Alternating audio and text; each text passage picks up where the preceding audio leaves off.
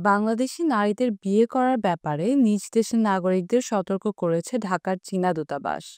রোববার রাতে দূতাবাসের পক্ষ থেকে এই সংক্রান্ত একটি সতর্ক বার্তা জারি করা হয়েছে বলে এক প্রতিবেদনে জানিয়েছে চীনের রাষ্ট্রীয় সংবাদ মাধ্যম গ্লোবাল টাইমস।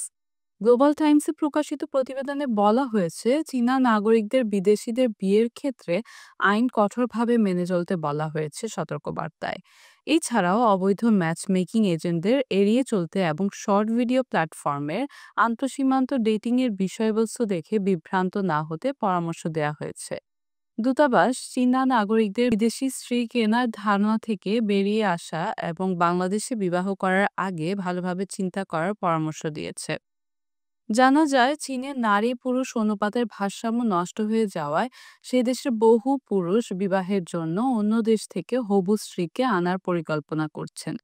টাকার বিনিময়ে কিছু কিছু এজেন্সি এই সম্ভাব্য স্ত্রী খুঁজে দেওয়ার কাজ করছে, আর এর আড়ালে চলছে মানব পাচার।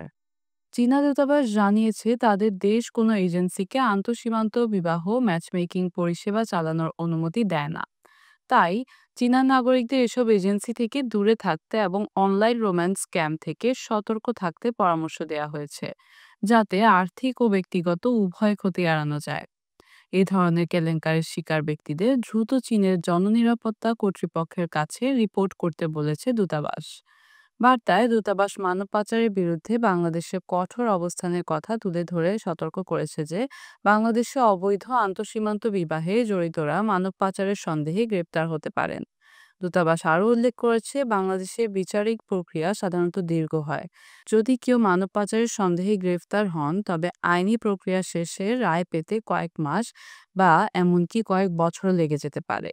সেক্ষেত্রে ব্যক্তির জীবন ও পারিবারিক পুনর্মিলন মারাত্মকভাবে প্রভাবিত হতে পারে।